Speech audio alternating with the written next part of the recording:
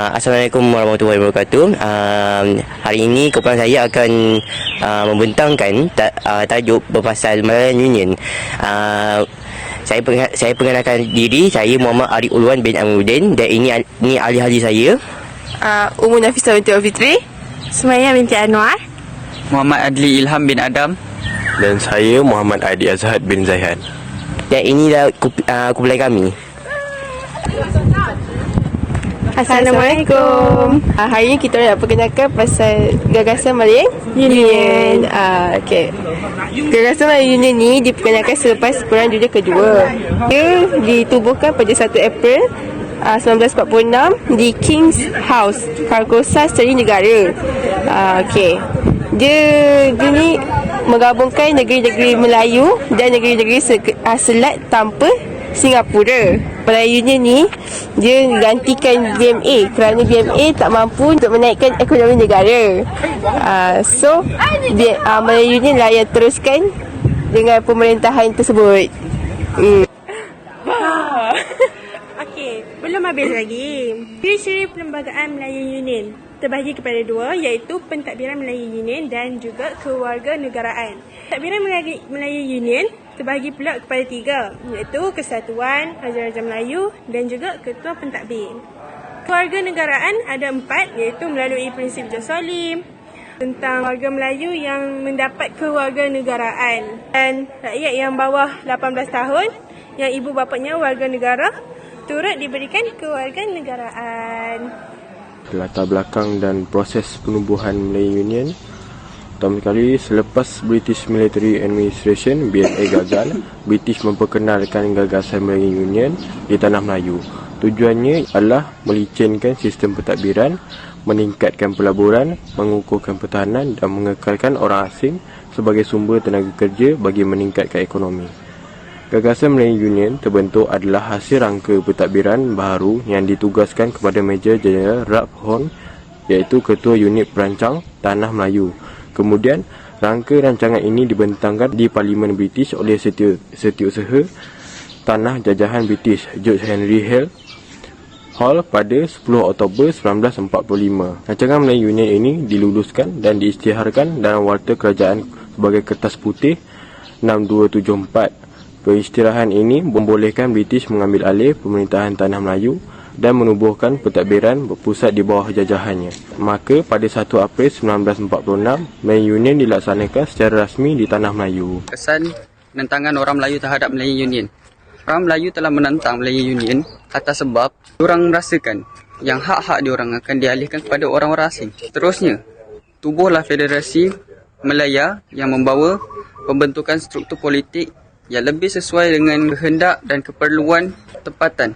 Ini membantu dalam memperkukuhkan kepaduan dan sepaduan kalangan pelbagai etnik di Malaysia. Faktor-faktor tentang Malayan Union. Yang pertama adalah kedaulatan dan kuasa sultan yang terancam. Orang Melayu bangkit menentang Malayan Union kerana Malayan Union telah mengancam kedaulatan Raja-Raja Melayu. Yang kedua pula adalah pemberian taraf kerayakan. Prinsip kerayakan berdasarkan Josolim telah menebalkan perasaan kebencian orang Melayu kepada kaum lain. Dan yang terakhir adalah cara Mat Michael mendapatkan tantangan Sultan. Mat Michael dihantar ke tanah Melayu untuk mendapatkan tantangan Sultan. Beliau mendapat persetujuan Sultan Melayu dengan paksaan.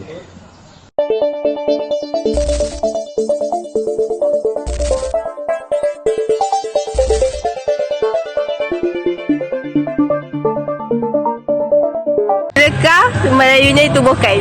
Melayu Union ditubuhkan pada tahun 1946. Alright. Yang soal kedua pula. Siapakah Governor pertama Malayan Union? Governor pertama Melayu Union, tak silap saya, Sir Edward Gen. Betul. Nombor 3. Apakah reaksi utama penduduk tempatan terhadap Malayan Union? Penentangan, betul?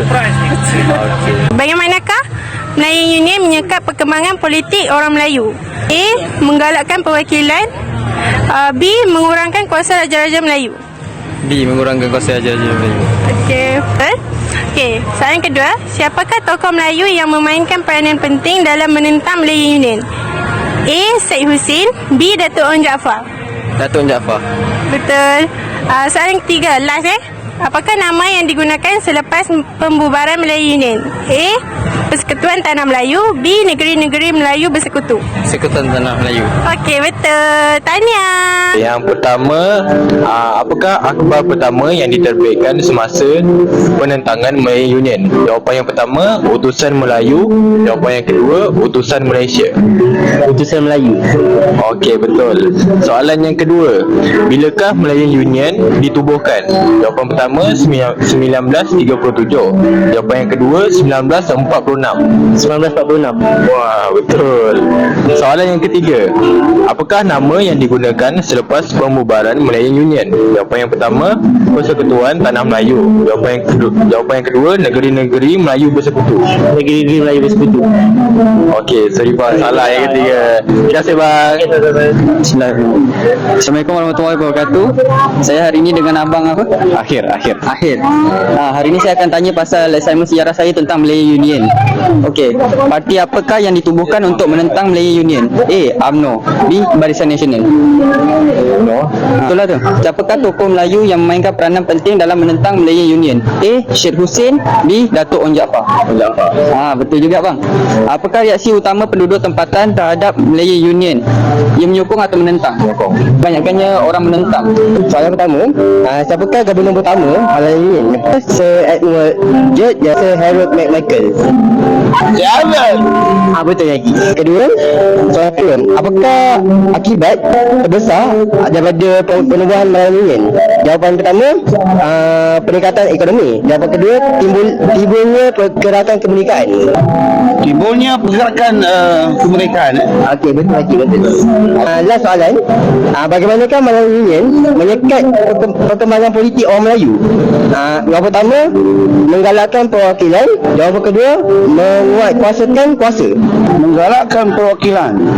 Minta maaf Pakcik, jawapan dia salah. Jawapan betulnya adalah menguatkan kuasa. Terima kasih Pakcik untuk beri masa patut saya buat assignment saya. Okey.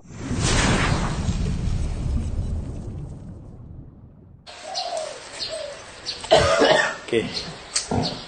Refleksi saya pada kerja khusus kali ini ialah saya dapat melatih kemahiran komunikasi dengan lebih baik. Kesan daripada saya berbual orang awam di Bandar Hili Melaka. Saya juga dapat mengunjungi tempat-tempat yang tidak pernah saya kunjungi dan menimba pengalaman di situ tentang sejarah Kota Melaka. Dan saya juga dapat mengenal lebih dalam tentang sejarah Melayu Union. Seterusnya, saya juga dapat mengenal rakan-rakan saya dengan lebih rapat semasa membuat kerja khusus ini, kerana mereka dapat memberikan kerjasama yang baik. Itu saja. Terima kasih. Refleksi saya terhadap kerja khusus ini adalah dapat berjumpa ramai orang yang tidak dikenali dan beramal dengan mereka juga. Dengan ini saya dapat merasai cara percakapan di mana-mana orang yang kita tidak kenal dan dapat merasa silaturahim dengan penuh semangat. Antara refleksi yang saya dapat daripada kerja khusus ini adalah saya dapat mengeratkan hubungan silaturahim antara saya dan juga rakan-rakan sekelas saya. Dan saya juga dapat melawati tempat-tempat yang saya belum pernah lagi pergi. Macam yang kawan-kawan saya telah bawa saya ke Benua Merah itu. Pada hari cuti yang maksudnya percuma, saya dapat melihat barang-barang bersejarah orang Melaka. Dan saya juga dapat berlatih untuk bercakap dengan orang-orang awam. Dan saya juga dapat belajar sesuatu yang dah lama saya tidak belajar, yang saya dah lupa. Maya, apa kau dapat sepanjang buat laporan assignment?